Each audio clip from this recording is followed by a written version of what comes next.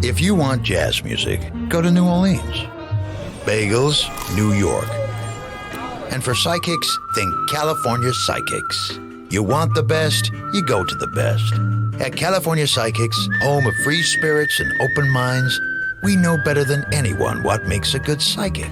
That's why we guarantee, if your reading isn't life-changing, it's free. Visit CaliforniaPsychics.com and experience the joy of certainty. California Psychics. Shopify is a global commerce platform that helps you sell at every stage of your business and sell more with less effort thanks to the Shopify Magic, your AI-powered all-star. Sign up for a $1 per month trial period at shopify.com/redcircle, all lowercase. Go to shopify.com/redcircle now to grow your business no matter what stage you're in. Shopify.com/redcircle. What's the easiest choice you can make? Window instead of middle seat? Picking a vendor who sends a great gift basket? Outsourcing business tasks you hate? What about selling with Shopify?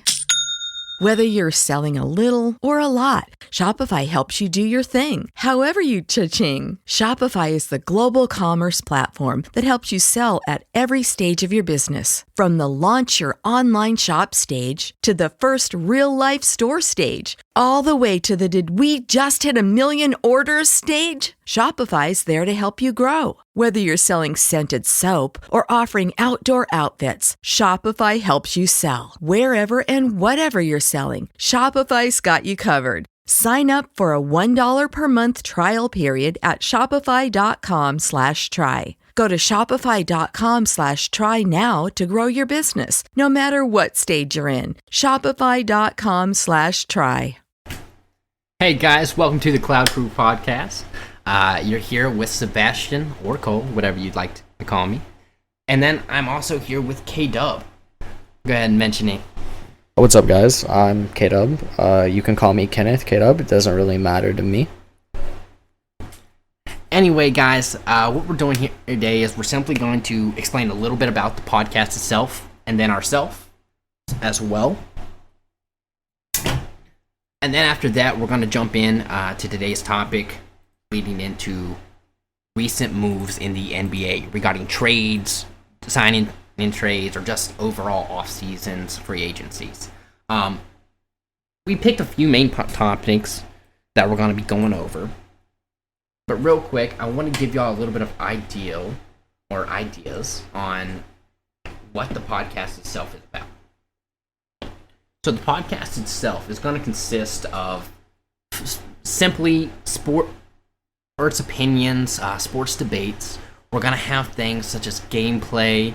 We're going to have a little bit of maybe opinionated arguments going on. All depends on what is going on that day.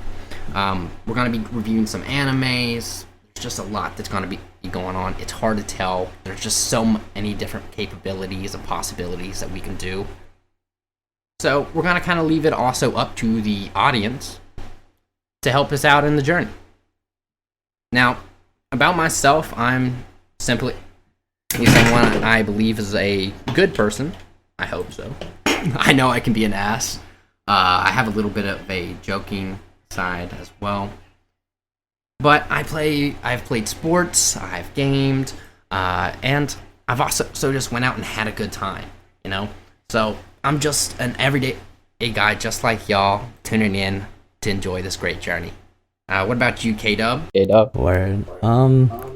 I grew up playing video games as well. I played a lot of Call of Duty. I got into the professional scene for a while, tried to play that competitively, but the game pisses me off. It really is one of the biggest driving factors for my rage. And then after that was Fortnite, which I did play semi-professionally, and it was great. I loved it for years. Now the game's kind of washed, but we still play it. It's whatever. We do. I played basketball in high school and middle school. I tried to dip my feet into other sports like baseball, football, stuff like that, but I wasn't that exceptionally good at it. Kind of dropped out whenever I felt like it was too challenging. I didn't like it, but I was pretty good at basketball at the time, so I stuck with it. Understandable. Now, since we gave a little bit about ourselves, I actually want to dive into today's topic. The whole genre and theme for today's topic is off-season trades and signings. The first one I want to lead off here, man, is the freshest one, Karl Anthony Towns to the Knicks. I think it's a good fit for the Knicks. I think Minnesota really kind of lost the trade in a lot of ways. Even pulling Julius Randle, he's a great player, don't get me wrong, but they gave away their best big. Honestly, he dominated in the paint for them. And without them, I just feel like they're going to struggle in areas that they wouldn't have had they just kept Cat. I mean, we saw them go, to semifinals in the playoffs last year with the lineup that they had, and Cat was injured for most of that. So if you keep Cat on that lineup, then I don't see where you don't improve.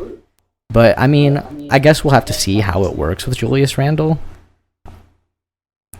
But It's up there. But I'm gonna be honest with you.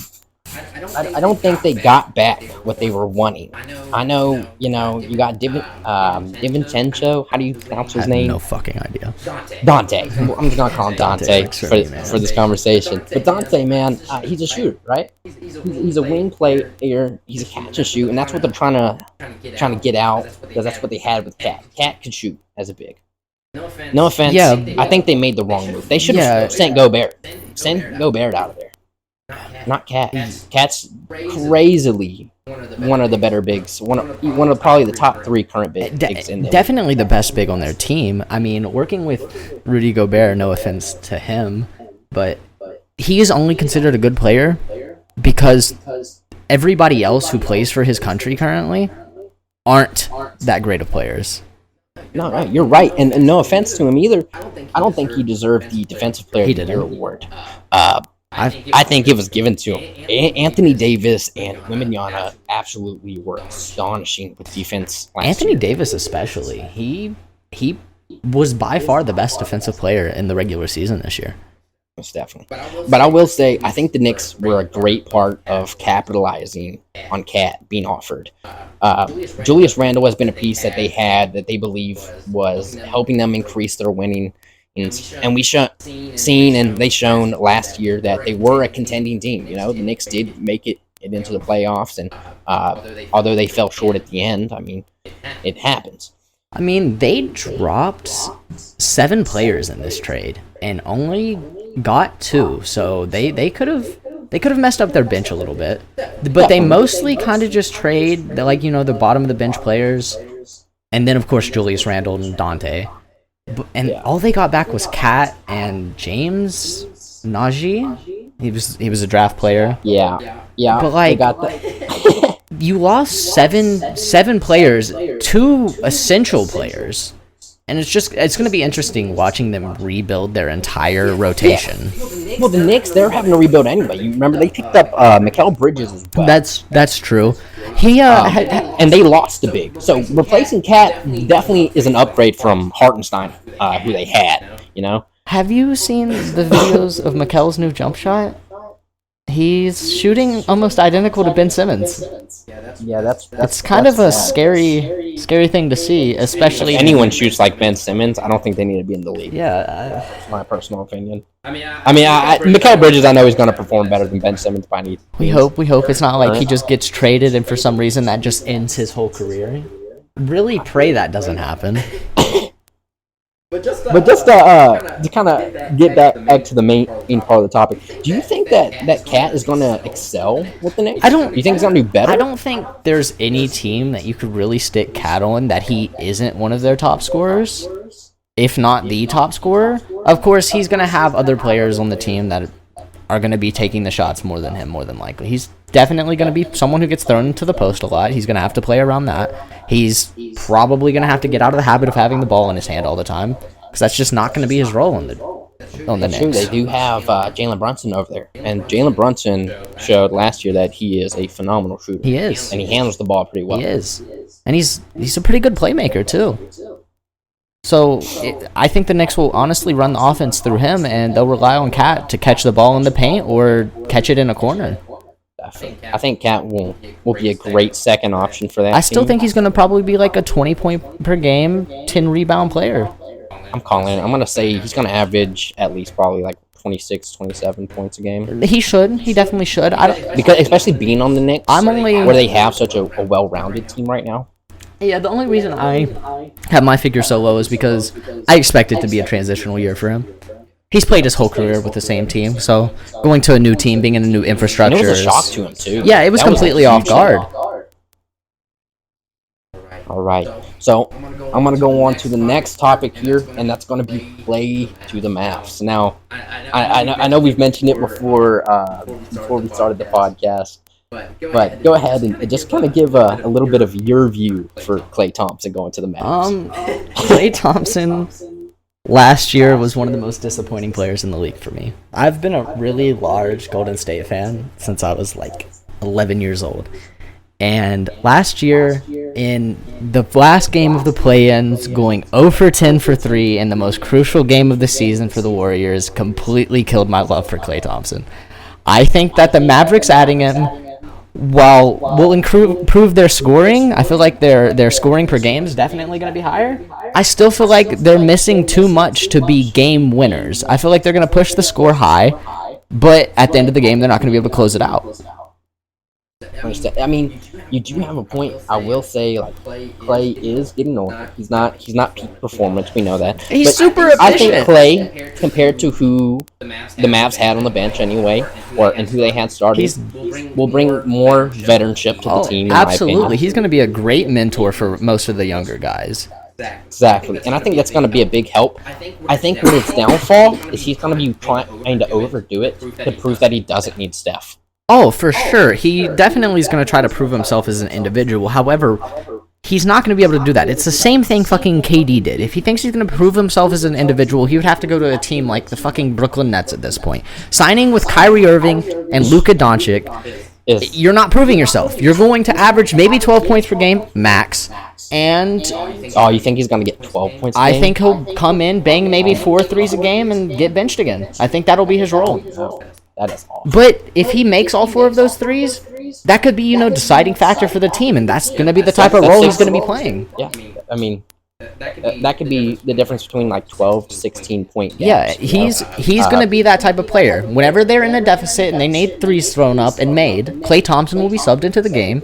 He will either close the gap or take the lead, and then he'll be subbed back out for their starters and their main crew so that they can maintain the lead. I think that's how he'll be played. I seen where they were going to be starting him at small forward. Another weird... I think starting him in general is just a bad move. I don't think he's starter potential right now. I have to say who they got, I don't like rocking on their team right now. I don't think I could put him on the bench. I mean... Is there a better team on the better player on the Mavs? Probably not.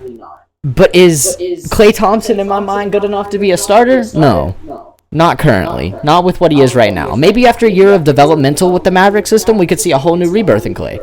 Do I see that happening? No, I see him retiring in 2 years. See, I'm hoping this is how it works. Just because hopes and praise for Klay. I do like Klay. Klay performed rough last year, okay, in crucial moments. But to be he did okay overall for this. And of course, the argument for it is he's coming off an injury, but okay. It happens to people all the time. He is not performing he was, and that's just a fact. No, but that's another thing. It's hard. It's hard to overcome injuries. Like it's harder for. It is, but even with that injury, overcome his value just diminished because of it. It's not his fault. He didn't cause that himself. But he's still averaging. What was it last year? Somewhere around 16. I think it was around 16. I could be wrong. I'll look up the figure. And no offense, I expect him to do that this year. I expect him to at least be averaging around 16, 17 points a game. But I should say that last season he shot some willy-nilly shots trying to force up 0 for 10 stuff. in the last game. Of the, yes, he's shot 0% from the field, 0 for 6 from 3. Had 4 rebounds and 1 assist in his last game that he played. You got the actual stats. He did so horrible in this game that he literally cost them the game. But that's going to be something that he's going to have to change. And I mean, for the Mavs anyway, they are a extremely young team, and their veteran was only really Kyrie. Their veteran player is Kyrie Irving, which... And then, I guess you could say at this point, PJ Washington. is a veteran. He's been he's a for veteran while. player. But no offense, he comes off their bench most of the time. For Yeah, reasons. like- he's not that guy. But he'll hustle for you. Absolutely. I think I think Clay will be something that helps the Mavs. But I think they're gonna lack just like they did last year in their Do you want to bench. know what I think Clay's going to be for this team? I think Clay is going to be the equivalent of 2015 Cavs Kyle Korver. Okay. That's not right. Kyle Korver was good. He was, but his role was get thrown into the secondary lineup to sling threes from the fucking corner and make them. That's it. They didn't let him do shit else because when he did it, he fucked it up. That's okay. That's not completely true. Now you're hurting Kyle Korver. I'm not saying it was every time that he did it. Kyle Korver is like an elite Kyle shooter. Korver's He's the only one of the reason most that- yeah. consistent shooters ever. They told man, if he pass you the ball, shoot the ball. Okay, he did what they Yeah, asked. they were like, Clay's gonna be asked probably very similar rules. I'm not gonna Yeah, lie. 'cause he's not the gonna be greatest expected ball handler to go sit in the corner. No, man, he's not the best ball handler. He's not the best defender either. yeah, nah, he just kind of, his defense kinda now gets is bullied just at small forward. stand in front of you and hope that you don't charge past him. Because he's not going to take your front step most of the time. I think a lot of Clay, to be honest with you, is mentality. I think that's his problem. I just don't see him getting I his think act he's right. too worried about it. I think he's too worried about becoming washed. I mean, probably. Because no offense, everyone wants to be relevant. It's rough not becoming becoming not relevant. You know, like losing that. Oh, he's the everything title. You know, I mean, I quite he's got literally, so many like, shooters coming in. I used to idolize Klay Thompson more than I did Stephen Curry as a child because I felt like he was the more efficient shooter than Curry. Like he was always making his shots. Curry was throwing up a lot of shots and he was making insane shit. But if Klay was given the ball, he was banging the shot. So if Curry passed him the ball, it was his shot to make. But and again, it's not his fault that his ACL tore.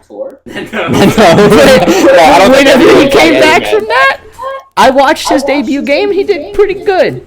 And then I can't remember if it was like the second or third game back. He did incredible, and I was so happy. And then his next game, I think he dropped like 4 points, and I was like, oh, As I said, it is happening. I mean, players are becoming better at defense and stuff. So maybe that could be the reason. It's Maybe very likely. the talent's increasing and he's mad. maybe know. he just isn't that'll be staying something- caught up with the times. Like, I think Curry's just constantly been ahead of the times with his shooting ability, regardless of what you give other players. Yeah, but that's also because it's Steph Curry, and Steph Curry's one of the greatest shooters. to He ever is the live, greatest if not- shooter to ever live. I know there's a debate for it. Not really anymore. There was in 2015 whenever the phrase started getting thrown at him originally, but he eclipses Ray Allen and any other shooter at this point. But I think it's hard to talk about different eras too, because no offense, He would like, Ray outshoot Allen- every single era. If you would I take think- all of them, put them in a 3-point contest, Steph would win it. I'm not sure about that. I'm not 100% sure. I'm gonna be honest. I with you. am. Just because, like Ray Allen, I've watched his practices. I'm a far believer. I've watched that Steph's Ray Allen. practices. I've Ray watched him Allen go would've- 200 for 200. If He's winning okay. the contest. Cap. Ray Allen used to shoot thousands of threes. I don't believe it. I'll pull up both of their stats, but I know Steph's Yeah. 3-point stats are just eclipsing the records. And Yeah, because he's played longer at this point than Ray Allen did in his career. He's played more seasons. Second thing, in my opinion, for this, and this isn't even the debate we're getting on, so we're gonna be switching the topic in a minute.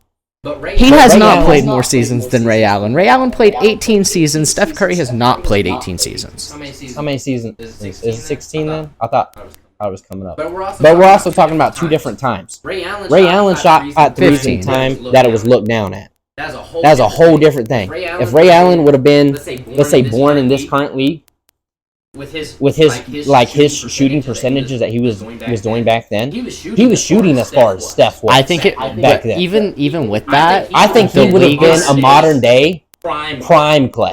Is how Ray Allen would have been set up. Yeah, As a maybe catch and as shoot. good as Clay. Yeah, I think where Clay excels past Ray Allen as an actual NBA player is not in the shooting category. I think they're both elite shooters, but I like Ray's formula. Ray has a quicker release and can get it up in a more like swift fashion. Steph literally chucks that at Ho half court. Like it's somebody's baby throwing it downstairs. He probably has one of the fastest 3-point releases ever. Bro doesn't even like set up his shot for some reason. No, it's been time. Ray Allen has the fastest all time, like recorded. Steph is like I think one of the top 5. No, maybe not top 5. Maybe top 10. There's a few people that come up there close with release time. But release time is a whole other thing. But quickest release actually goes to Ray Allen, and I think it's under like a 0.3 per East. Buddy Hield owns the record, actually. Oh, does he? When did he break it? No fucking clue. 2022. Oh, okay. So it was recent. I hadn't looked since like 2016. But I know 2017, Kyle Korver was listed as the fastest, and that was after Ray Allen's retirement. I don't know why. Because Ray Allen himself, I think his quickest release that he consistently had was like a 0.3. Look up Ray Allen's release time. Real quick. I know we're getting off top, guys, on the podcast. We're gonna circle back, but it's for research purposes, man. You gotta know. Especially whenever it's like such precise numbers, things that you just wouldn't know off the top of your head. Ray Allen's release was 0.73 seconds. 0.73. I knew it was like less than a second, but it's crazy. Shopify is a global commerce platform that helps you sell at every stage of your business and sell more with less effort thanks to the Shopify Magic, your AI-powered all-star. Sign up for a $1 per month trial period at shopify.com/redcircle, all lowercase. Go to shopify.com/redcircle now to grow your business, no matter what stage you're in. Shopify.com/redcircle. At your job, do you ever have to deal with a nose roller? How about a snub pulley? Well, if you're installing a new conveyor belt system, dealing with the different components can sound like you're speaking a foreign language. Luckily, you've got a team ready to help. Grainger's technical product specialists are fluent in maintenance, repair, and operations. So whenever you want to talk shop, just reach out. Call, click Grainger.com, or just stop by. Grainger, for the ones who get it done. Let's see what Steph's is. Steph's release time. But the whole thing about Steph and Ray, I think it's hard to argue. One, just like any debate, they're two different positions. You got shooting guard and point guard. Steph works great with the ball in his hand. Ray Allen was not a ball in the hand player unless he had any. And Stephen Curry's release time was recorded at 0.3 seconds faster than Ray Allen's at 0.4 seconds. I don't know where you're finding this at. Because I looked it up earlier. Let me see here. I'm also being given the math on it, which is strange and really weird to read. Sports science, which is like people who actually go into sport, like the people that make YouTube videos of NBA players and stuff doing random shit to show how fast they do it and like their wingspans and shit. They recorded Curry's at 0.4 seconds off of his release timing. Whenever he has the time to set it up and stuff, like whenever he's in perfect scenarios, it's 0.4 seconds. 0.4. Yeah, and Ray's was recorded at like 0.76. That's also not true. Okay. Yeah, because I see what we're talking about it right now. Steph Curry has one of the fastest release timings, but it is second with a 0.4. The NBA average is 0.5. Yeah, 0.54. Ray Allen's release timing 0.38 is what it says here. Where is that? That was on the breakthrough basketball, and then hold on, let me scroll up. This just says like this one because I just read the same thing. Like I was just on Breakthrough as well, and they also that's where I read 0.76 on 7.3. Okay. Yeah, right here. Breakthrough basketball. Ray Allen's Could there been separate testing? Maybe the Ray Allen one is like maybe it was his own testing. Maybe, yeah. Maybe it's hearsay then. Then that's my fault. If it's hearsay, that's a whole I'm nother sure thing. all of this is hearsay, to be fair. I really doubt that, like, because to actually test that to, like, an absolute scientific level, so many factors would have to be, like, excluded from play. When are they counting it when it leaves your hand? Yeah, and you would also have to, when like... you touch the ball, or... Is it a catch and shoot? I'm not even sure. I'm sure they just hand them the ball, get it, like, a really nice slow-mo cam, point it at them, and try to, like... find exactly how many they got the technology for it. I mean, hey man, y'all can fact check us. I mean, send it to us if y'all see it yourself and we're not. Because like I'll be damned if I didn't say I'm ignorant as fuck sometimes. No, 100%. And that's why I said going into this, man, a lot of this is our opinion and how we see things. Yeah. But honestly, like at the end of this topic, just to close off the 3-point topic, just so we can move on. I think that Stephen Curry eclipses Ray Allen. You may differ from that, but I think Steph Curry overall career-wise does. But I think, as I said, I think it's for more than one reason. I don't think shooting. I think that Stephen Curry has innovated shooting to a point where it's not even a discussion for Ray Allen. He's just like he's there and he's definitely considered. That's why I wish that he would have been in if he was in a different era for sure. That's all. What if? Yeah, you know? Because what if he came in here and he just wasn't athletic? Yeah, like I think if he came into the modern era, he would probably end up getting bullied by these huge fucking guys that came out of nowhere. But that's also another thing to take into consideration. We're gonna have to break this topic. We'll break it and move on to the Paul George topic in a second. Yeah. Well, Paul George, I was gonna talk. What's next? What's next on your list? I don't know what's next. It was Westbrook. Oh yeah, no, Westbrook's in my list too. I'm fucking slow. That's crazy. No, you're good. But I'll say Ray Allen. The catch and shoot sometimes isn't always preferred for teams. I'm gonna be honest with you. Some teams don't use the catch and shoot anymore. I'll give Ray Allen this. He has like the most iconic 3-pointer of all time. Yeah, because he saved the heat there on the backpedaling shot. That's the one thing I think he has over Curry. He has the most iconic 3-point shot that I've ever seen. That literally saved LeBron's legacy. I don't think so. I really do. If he wouldn't have won that title, I think he would be trash talked so much more than he is today. He's trash talked. I know. Like, just imagine if he lost that title, though. Yeah. That's a whole. Like it would have hurt him so bad. Another day, I think he would have, like, when he returned to the Cavs, he would have just returned in like a way lower light than he did. I think that's what it would have caused. We're gonna have to start back, man. We're gonna start back with the Westbrook. So Westbrook recently played in a season opener for the Nuggets. Brought me 12 points. I think it was 3 rebounds and 8 assists earlier. How do you think Westbrook on the Nuggets is gonna play out? Because I think Westbrook and Jokic play style are too similar. They definitely are. The only difference is Jokic is a better shooter. And I don't care what anyone Jokic is a better shooter nowadays for sure, because like what happened to Russell Westbrook? Like I don't know, man. he had a okay season. He went to the Wizards, had a great season, but it was the career-ending Wizards, right? It was literally you go to the Wizards for your career to die. Michael Jordan died on the Wizards too. Yeah. Like everybody who goes to the Wizards, their career for some reason just dies. John Wall, gone. Russ, not even considered top 5 players anymore. Like, and bro averaged a triple-double like 7 years ago for an entire season. He's doing it now, and they're saying he's it's the best thing. But it would be harder for a point guard to get a small point guard like Russ too. Isn't he like 5'9"? No, he's like 6'2". He is like 6'2". He's 6'2". Yeah, The only 5'9" player 6'2". was like Isaiah Thomas, I'm pretty sure. And like Muggsy Bogues. I'm pretty sure those were the only 2 players that size. Yeah. Muggsy Bogues. He was like 5'3" to 5'6", somewhere in that figure. He was short.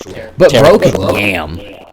Had a crazy fucking vertical on him. I mean, but that's how Westbrook is, man. I think Westbrook would definitely bring like some more passing, but I mean they already had that. I think the Nuggets will play Westbrook when they have Jokic out of the game. I don't think they'll play him simultaneously. I think he's really just to have a scorer on the bench. I'm not gonna lie to you. Give him something that he can excel He'll at. be like 6th man of the year or some shit. Oh my god. Let me find out. Russell Westbrook, 6th man of the Going year. from averaging a triple-double, breaking a record that was set in stone. How many points do you think he's gonna average this year? No more than 13. No more 13. I don't think he'll crack 13. I'd say a solid 12 to 14. Just based off his easily. previous statistics, I feel like 13's safe. Yeah. And I mean, you know, he's a passer. He gets assists. I feel like it's going to be a lot of bring some ball being movement. really aggressive, driving to the rim and kicking it to a corner for a shot. Jamal Murray in the corner, yeah. You're going to have some stupid stuff like Jamal that. Murray going like 17% from 3 with the wide open shots from Russ. Fucking hate Jamal Murray. And Aaron Gordon. I really just don't like those basketball players. You don't like Aaron Gordon? I did for a while. I liked him in his Orlando Magic era. But ever since he's been with the Nuggets, I've just found him extremely boring.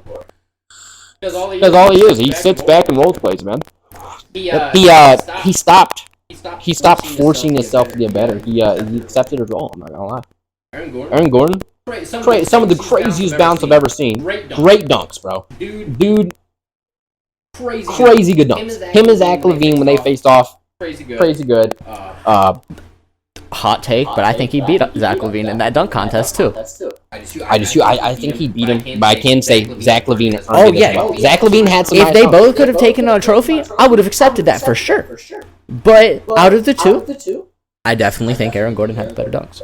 Of course, we got the between the legs from the free throw from Zach LaVine. Cool. I've watched street players do that for like 15 fucking years. They've been doing that since like 2001. Of course, no one in the NBA was doing it, but like nobody was getting that crazy. Well, you risk getting hurt, man. Yeah. In the NBA, you risk getting hurt doing the dunk contests and stuff like that. So I just wasn't impressed by it because I've seen it. But like Aaron Gordon was coming out and getting creative with it, doing stupid shit that looked cool and was difficult. That's why I thought Aaron Gordon was the better of the two there. But back to Russ. We keep getting off a little bit. But Russ itself, man, Russ is a case. I think the Nuggets are going to get probably second round. I think he's going to be a huge rebound player. I think that's going to be something huge for Russ, is grabbing boards. It's hard to tell. I'm kind of waiting for this season to see more about Russ. Russ is an inconsistent player. There's times he does great and times he does weird. Oh, fucking tell me about it, man. Turnover times. So I think as long as he keeps his turnovers low, I think the Nuggets will benefit. But if he does what he did a little bit on the Lakers, and turn over the ball there at the beginning like he did, that was rough. He can't be averaging 4 or 5 turnovers a game. Like he would just miss the dribble and lose it, or he would be walking down it off your toe and stuff, or he would roll it down the court and it would just roll out of bounds. And things happen like that. But like when it happens consistently to the same person, you start going, especially at such a high level of performing basketball. Yeah, you'd think the guy that averaged a triple double, which includes handling and passing the ball, could handle and pass the fucking ball, but whatever. No. Okay, I'm gonna get huge criticism. He stat for this the one. fuck out of that triple double average, but I mean 100%. But okay. Probably, I'm gonna say this. Oh, but I'm probably gonna get a message from Alex, knowing Russ is his favorite player. But Alex, unfortunately, Russ is really washed nowadays, and there's just nothing you can do about that. But Russell Westbrook, man, he's a character. He's definitely a character, and I think just through his last few teams he's been with, he's shown a little bit of unprofessionalism. But anyways, I'm going to use that to Russ averaged 11 points last season. Yeah. He's washed, Alex. Washed. We're going to the next topic. Paul George to the Sixers. So Paul George got a 4-year deal. Max contract over to the Sixers. Knowing Paul George, they'll still be first-round exits because once he touches the playoffs, playoffs P comes, everybody else on his team disappears, though. Every single time. Anytime Paul George takes over a basketball team and is the best player on the team, it just seems like everybody else forgets what the fuck they're doing. You just say he's best. No, I'm not really trying to say he's the best player on the team. That's I was about not to say, necessarily what I'm saying. No cap. I was saying whenever his current Paul George is still probably one of the better shooting guards in the league, for sure. His competition's not that thick, though. Like, the tops are obviously better than him, but, like, anything under him, it's, like, just not even, like, debatable. Like, a lot of the people that are under him are just, like, bottom of the league type shooting guards. Gotcha. I was about to say, don't throw out the shooting guard. I can name a lot of yeah, like, obviously, there's great shooting guards above Paul George. He's just not the best, but, like, there's he's playing with one. I think he might have to play small forward some this year. Don't they got Tyrese Maxey still? Did Maxey get traded? I don't know. I'm pretty sure they still have Tyrese Maxey. Philadelphia also added Andre. I know they lost Tobias Harris. I think that was Where the the gift fuck did he go? for the actual space. But I'm gonna say, I think Paul George will improve their defense. I mean, he is a great two-way player, and he does have a three ball on him as well as some ball handling capabilities. I think that will help with actually being able to dish the rock. Paul George has really good court vision. Don't get me wrong, some of the other players on the 76ers do too, but I think he brings a level of expertise. I think he's just going to be a great pairing with Embiid. I honestly think that's where he's going to excel, is having Embiid on his team. I think they're going to become, because he's going to have a big. I mean, look, now this is kind of a weird take on it, but like, for instance, LeBron and AD, right? Paul George's not as good as LeBron, but no offense, right now, Embiid is bigger than AD, or arguably better than He's AD. probably better than AD right now. Current Just AD. because AD has issues with health and stuff. The most fragile player. in the Embiid league. does too when it comes to playoffs. You're wrong. I feel like he just ducks the playoffs. I don't even think he's getting injured anymore. It's He's been not so playing. consistent that he just skips the playoffs. He's like, hey man. It's like he gets it's scared playoff of time. them.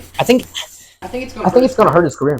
Because His his whole thing is about being the most dominant center in this If era. Paul George and Joel Embiid don't, But I think that's why they're teaming up. if they need don't a ring. win a chip in this next 4-year stint that Paul George has signed, I think Neither of that them's getting it. kills all of Embiid's like popularity momentum. Not really, like, it probably won't kill his career because, he's still going to be a huge fucking player. But No, but it's gonna tarnish his legacy. Imagine being the most dominant center in your era and not being able to win. And adding a piece like Paul George, because he's still an all-star. Dude, he's averaging 20-something points a game. You throw that in with having been some of your other players like Maxey and stuff, also averaging 20 points a game. I mean, that's three players right there. Embiid last year averaged, what, like 30-something? It was some huge figures, but to be fair, he I was know the he was- primary scorer on his team. I don't think he played very much last year, did he? Wasn't he injured for a portion of it? A few games he was. Now, the parts that he really got injured and it messed with the team is In the in the playoffs, playoffs. where it As I said, he matters. does it every year. He gets hurt in the playoffs. So hopefully, Yeah, he playoffs averaged he comes in. 34.7. Does his thing. 38.8% three, 52 from the field goal. And I think in the league, a lot of teams are averaging roughly 80 to 100 points, a game as a team. If you look just at those three players averaging in, and let's say they combat well, they're all doing really well, they're contributing to one another. Embiid drops another 30. It'll probably drop to like 28 The or something. 76ers Probably also average have Kelly 20. Oubre Jr. and Kyle No, they Lowry. picked up the 76ers, man. They picked up like 7 players. Yeah. They picked up Reggie Jackson too. I don't know if you Yeah, see he's that. there. He was cool in, what was it, like 2021 when he played against the about- Suns on the He was on Clippers? Yeah, he was Yeah, when he was on the Clippers, a pretty he was cool player. But ever since then, the fuck has Reggie Jackson done? He's been an okay role player, I think. Yeah, but that's why they're getting him. They're getting depth on their bench as well. But Because I think they're also going to use Paul George as kind of a moving piece to help their play style change. Paul George only averaged 19.5 points last season. That's not bad by any means, but I just thought he averaged more, to be honest. Well, he got hurt. That's fair. He got hurt, That's and then there was a few really bad games. I'm not gonna lie. I'm not surprised by that. Like, Because at all. I was watching one game, man, and let's just say it looked rough. Hell, James Harden looked like he was carrying Paul George tied to it. Man. In his last game against Dallas, he went 2 for 10 from 3-point. As I said, he had a few rough games at the end of the How season. many games did he play last year? Does it say anywhere here? I don't know if it does. Last year, I'm gonna say around 42 games. I think he played. I'd believe it. That looks like more than 42. Maybe more. But He could have played more. He could have played like 60 games. I'd say 60 tops. Top side. Because I think he was out for at least over 20 games this season. I want to say. he missed 74 games in 2023 and 24. Yeah, he was injured, man. Wait, Remember? no, he played 74 games. That means he missed 8. He missed 8 games last year. Last year. Maybe it was the year before. No, it was the year before he was hurt, wasn't it? That would make sense. Okay. That makes. I mean, it does. But I think Paul George is going to be something that we're Him going and to Kawhi see. were both injured at the same time, weren't they? Yeah. And they had Russell Westbrook, James Harden. No, they still have James. Russ left. James slimmed out some too. I'm curious to see what he'll do this year. I'm not going to lie to you. I don't have no hope for the Clippers. I don't either, but it would be nice to see them do something with their legacy that they've been trying to establish for years. Yeah, no offense. I think they're just hurting Kawhi. And Kawhi hurts himself by staying To be hurt. honest, Kawhi's legacy's been trash since he left Toronto? the Spurs. Yeah. If he would have just I'm talking about the Raptors. no, if he would have just stayed on of course the Raptors ring was cool, but he got it. No, he got one with the Spurs.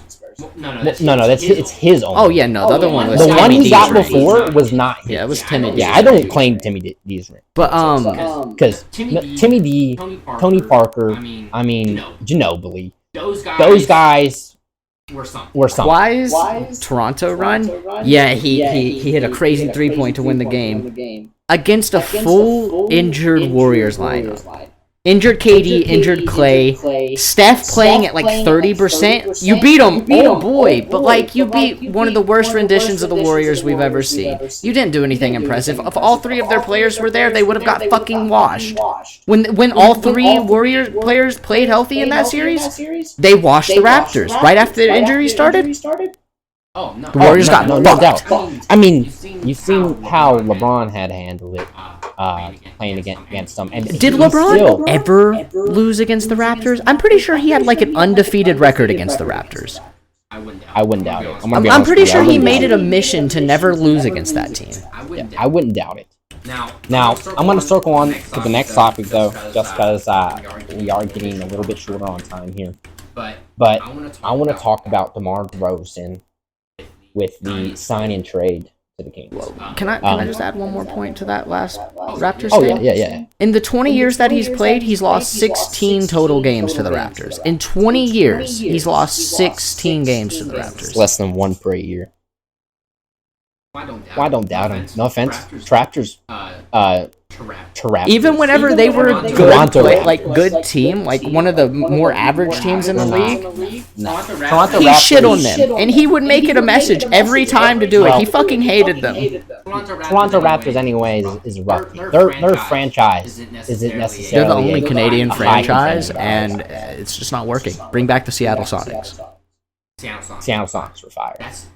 They weren't even the Toronto Raptors. No, I was just saying get rid of the Raptors, bring back the Sonics. Fuck the Raptors. That's a rough take. The fuck do they have this year? Okay. Going to the DeMar DeRozan. I'm not arguing. Oh yeah, I can spin back on the Raptors there too. They lost DeMar DeRozan. Removed to DeMar DeRozan to the Kings. This trade, honestly, I have no opinion on. I don't. DeMar DeRozan, ever since he left the Raptors, I have not cared about him as a player in any capacity. Well, I'm gonna be honest with you. The trade deal, DeMar DeRozan actually wasn't a crazy no thing, because DeMar DeRozan is, let's say, a tier list. He's probably your second tier player. He would be a great second option. I hate to say it. He's a great second option. A lot of people look at him for a first option, but I don't think DeMar DeRozan has the second option capability. I think looking, if you were to put an actual tier list generator in front of me and you had S, A, B, C, D, E, whatever.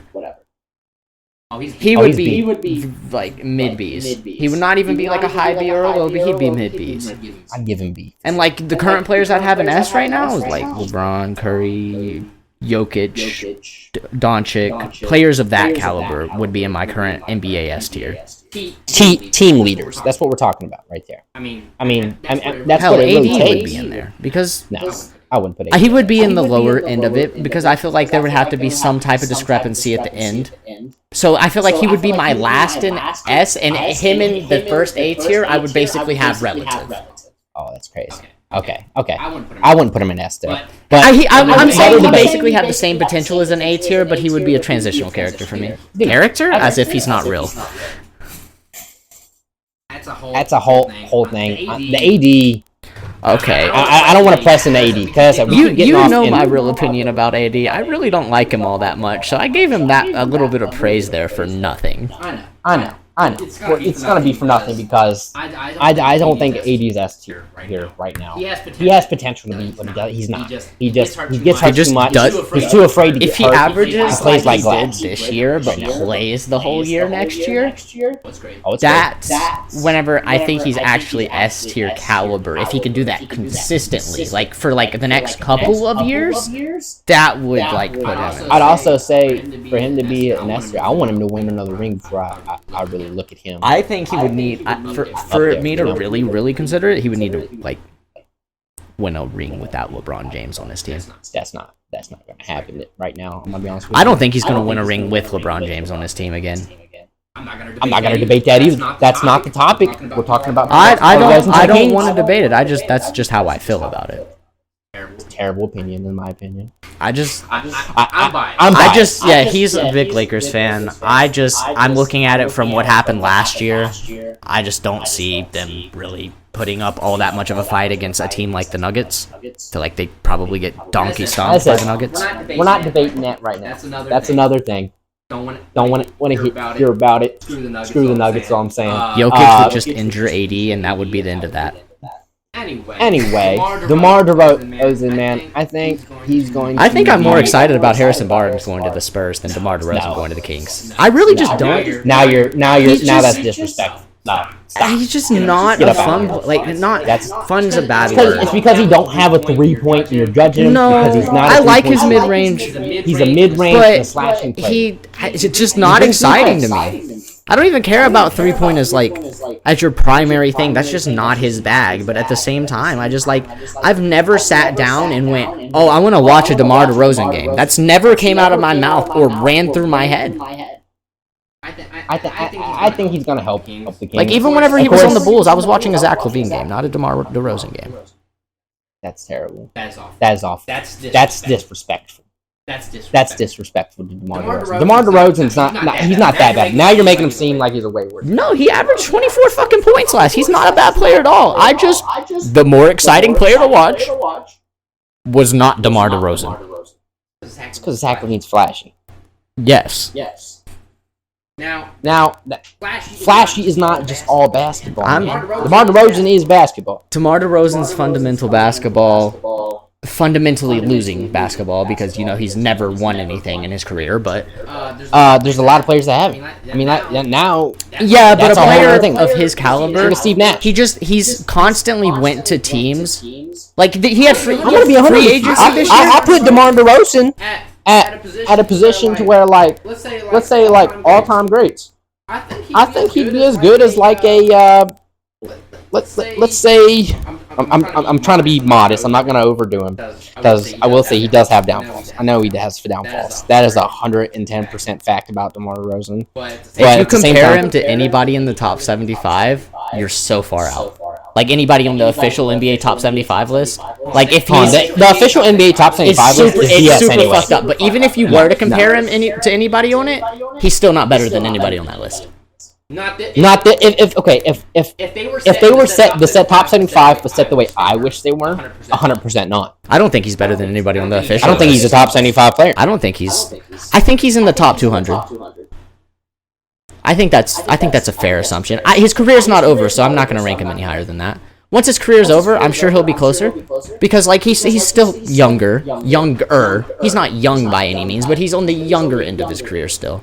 He's not like LeBron where he's 40 fucking years old and is going to be forced into retirement soon. I can see him as like a Clyde the Glide level player, and people look at Clyde the Glide really highly. It's because of I think athleticism and definitely because of it. But I think because of athleticism and because of the talent DeMar DeRozan has, he is a good player. You want to know comparatively? The reason you look down at him, I'm not gonna lie to you, is because you have players like LeBron James and KD. He's just in a bad era. He would have been a great like a top level player like sometime like the 80s or some shit. Dude would have been Charles Barkley. Yeah, but like he was stuck into an era of players that were just better than him. Yeah, he would have had a name, but it just happens. And it's sad, but it happens. DeMar DeRozan, wish you the best of luck, man. But we're gonna get off because, no offense, I don't. Sort of mid, man. Yeah. Like I hate saying it because I do like He's a cool DeRozan, but player. at the same time, man, He's never added to a team to make them win. Of course, he's improved their because, record. as I said, I think that's because they've always tried to use him as a main role. Like he's not that guy. He's not the main guy. He cannot be your lead on the court. Wasn't he on the Nets and then like played a season, had horrible average? No, it was the Spurs. I was about to say, what did It you was the say? He was on Spurs. the Nets? He was not. On the I just Nets. remembered like white and black jerseys, and I could not remember if it was the Nets or Spurs. Yeah, no, it was guaranteed Spurs. But yeah, no, dude, because he can't lead the team. As I said, I think him going to the Kings is going to help because they have Sabonis and DeMar DeRozan that are going to be switching between the second. I still think it'd be a surprise if they made the play-in tournament, though. No, I'm going to be honest with you. Actually, I no, they expect made it them last now. year. I think they might make the playoffs, but I think they're a first-round exit. Yeah, 100%. The Kings are a first-round exit. Or They don't have the. like, if they have to play against Steph again next year, like in the play-ins, they're not making it to the playoffs because Steph will make it a message to destroy mad you at in Fox. that playoff. No, he's mad at Fox because Fox did him dirty. Yeah. Fox was popping off last Yeah, Sunday. and Clay went 0 for 10, and now he's going to have Buddy Hield out there with him. So if they have to play each other in the play-ins again, Steph's dropping 40 and they're winning by 30. That's just how that goes when Steph's mad at you. Remember what he did to the Celtics? He's just bored. I don't know. I can't. As I said, that depends on gameplay, man. Because, no offense, the Warriors last season were barely above 50-50, you know. And a lot of it could have been some errors they had with the roster at the time that they might have changed. But I'm not gonna lie. I don't even know if I consider them losing Clay like a gain for them. Like, he's still Clay Thompson. Like, regardless at the end of the day, he's Clay Thompson. He is. So, like, even they lost him. I don't think he was the best player to have as a starter like he was. But, like, I still would have preferred them, like, keep him and have him on the bench or something. I feel like he still would have filled that role perfectly for the Warriors. I don't think. But I don't think he should have, like... He has too much of an ego to be on the bench. Oh, yeah, for sure.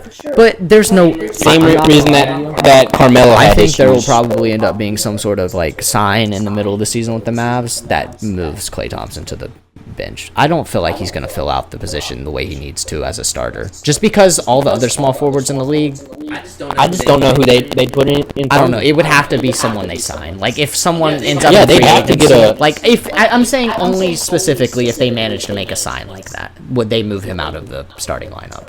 Because, like, he's just not better than the other small forwards in the position.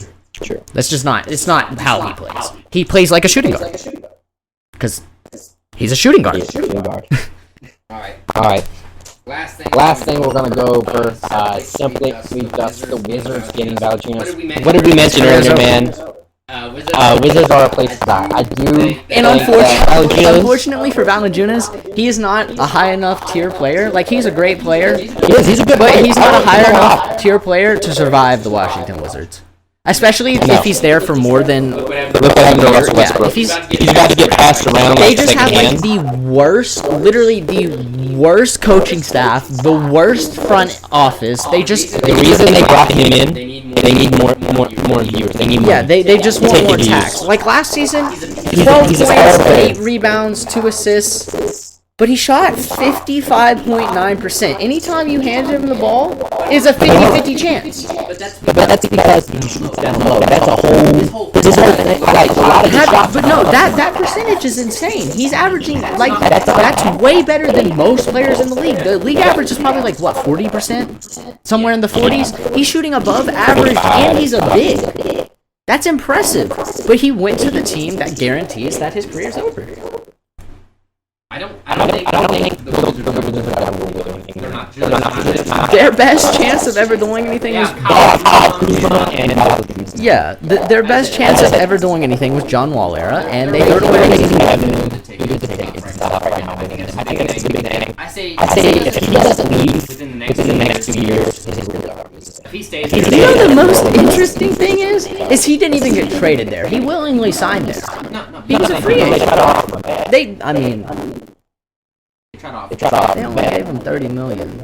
I don't think I'd sign he him. wasn't making 30 million. I mean, that's fair. He was on The Pelicans. You know how damn bad they are on cash. knowing That they got Zion's Zion's up there, up there, and all those snacks away and have to refill because he's because he's gaining another 30 pounds.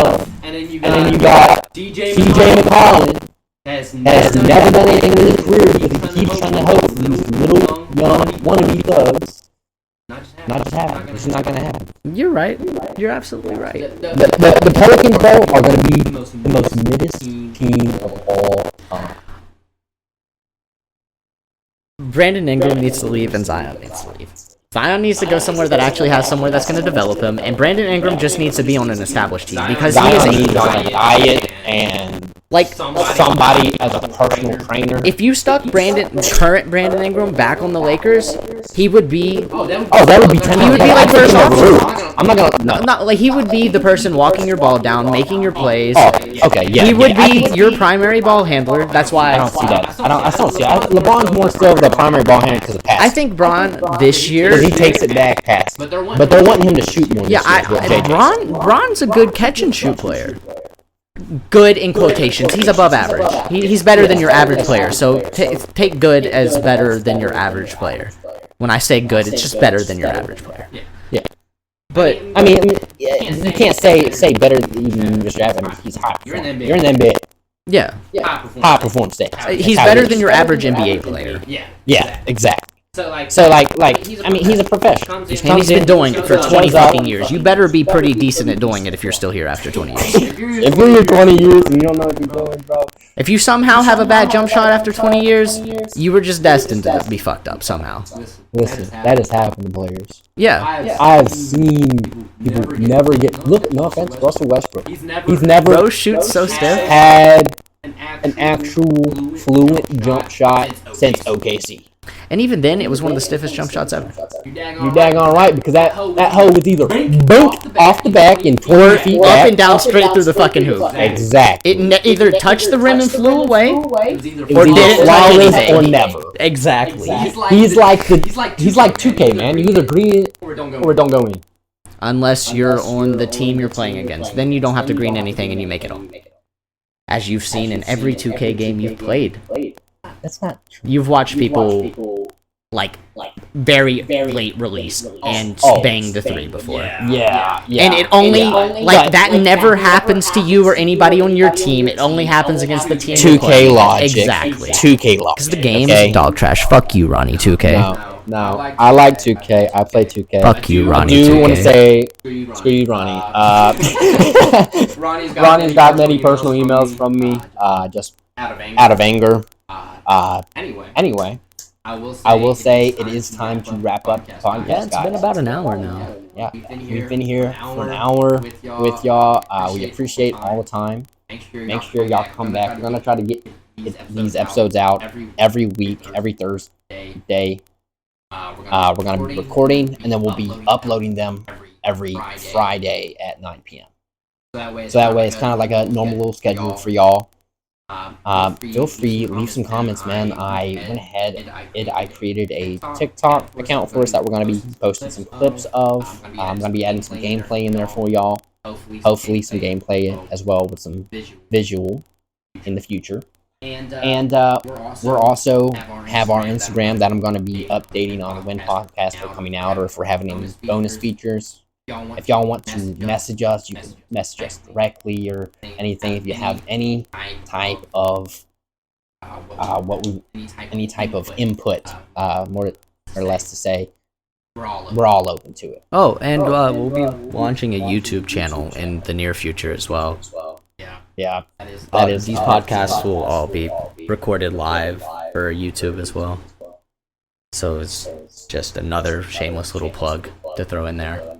Yeah, and we're doing this, man, just as something that we're enjoying. We're having a good time with it. We want everyone to have the same feeling. The Cloud Crew is going to I forgot to spark the blunt for the... I completely forgot about the whole concept of the Cloud Crew podcast. I forgot about the blunt, and you put the cart in your pocket at the beginning, and I just forgot about that, too.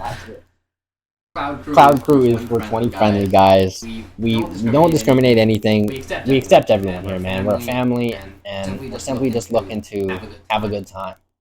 But see y'all next time. Later. Adios. Later.